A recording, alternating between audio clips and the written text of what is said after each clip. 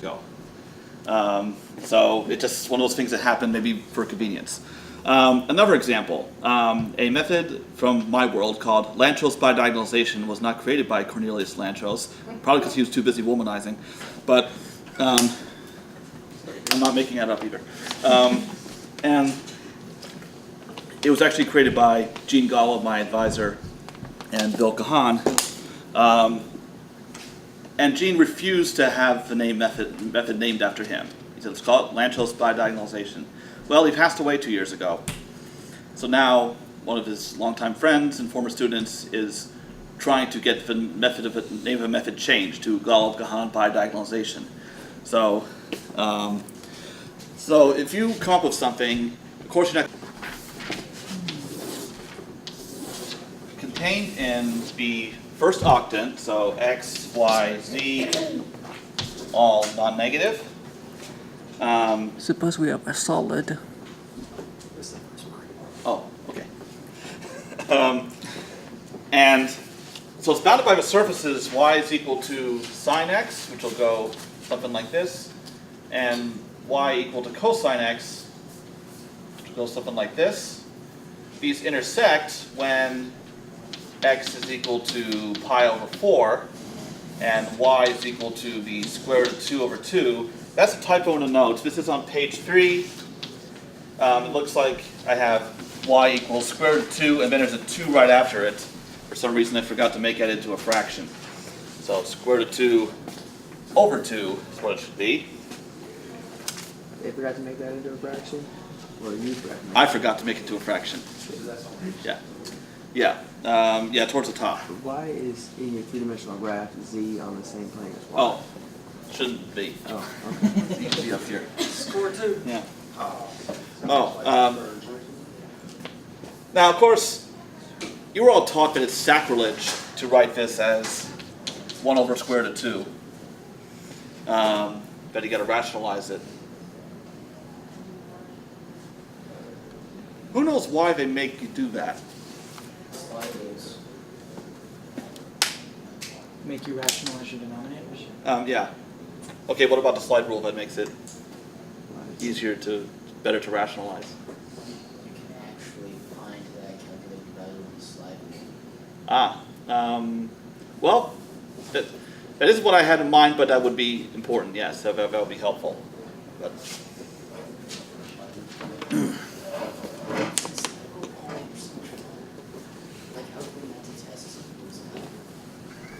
rationalize, square root of 2, 1.41421335, etc. So square root of 2 over 2, if you're going to compute that, keep in mind this is from the old days, where people actually did arithmetic instead of relying on a calculator to do it for them. All right, that's something that you can do. On the other hand, 1 over square root of 2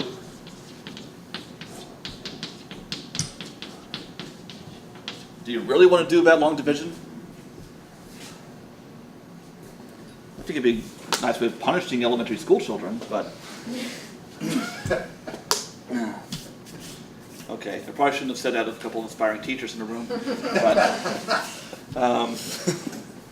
yeah, so that's why that was enforced ages ago. Solid that's contained between these two surfaces. So these boundaries between y equals sine x and y equals cosine x, and y equals sine x, but it's bounded above and below by a couple of planes, which I'm not really going to be able to draw. And I'd use MATLAB, but that wouldn't be very good either. So it's bounded above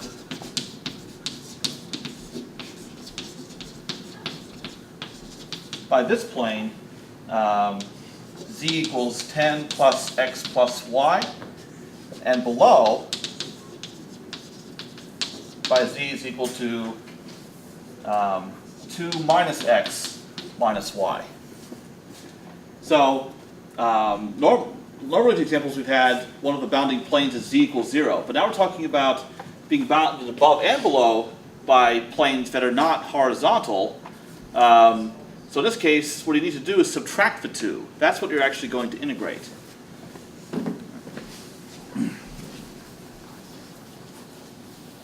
So if you don't know which plane is top and which is bottom, that's something you need to check. For values of x and y that you could have, x going between 0 and pi over 4, y going between 0 and 1, which, if you plug those sorts of values into these functions here, which one ends up being the larger of the two? It's going to be this one. So that is the top surface, this is the bottom surface. So it's important to be sure of that. So the volume of the solid is integral from 0 to pi over 4 in x, and sine x to cosine x in y. That's another thing to keep in mind. For x between 0 and pi over 4, sine x is less than or equal to cosine x, so that's why cosine x has to be the upper limit. And now you're going to subtract these two, and that's what you're integrating. Another way of looking at it is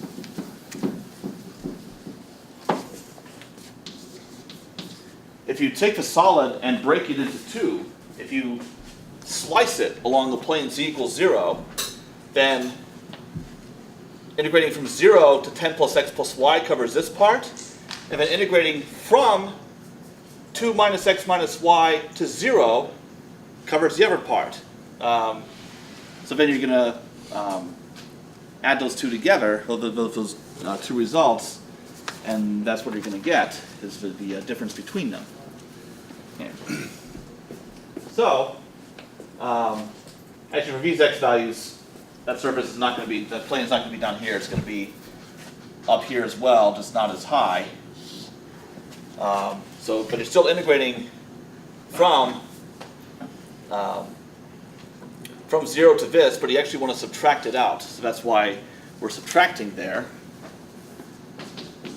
So now we can integrate this without too much trouble with respect to y. 10y plus xy plus y squared over 2 minus 2y plus xy plus y squared over 2 evaluated at sine x and cosine x dx, and you're plugging in cosine x and sine x for y, which really is kind of unfortunate in a way.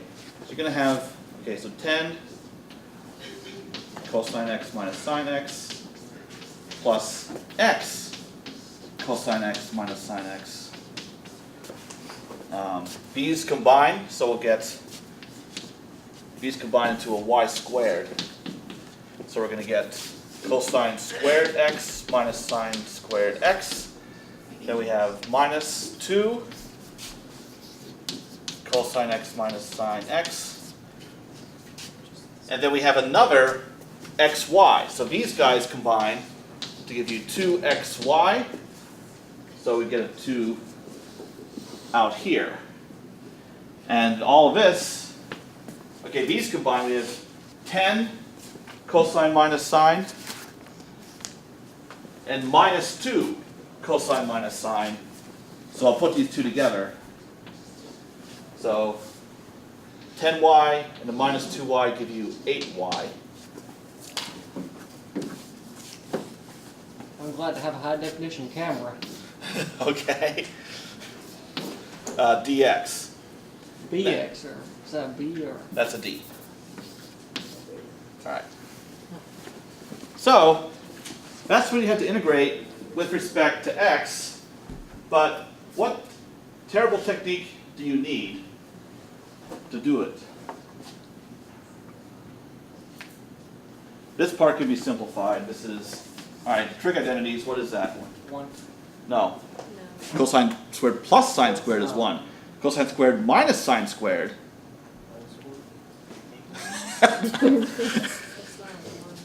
That's good, but no.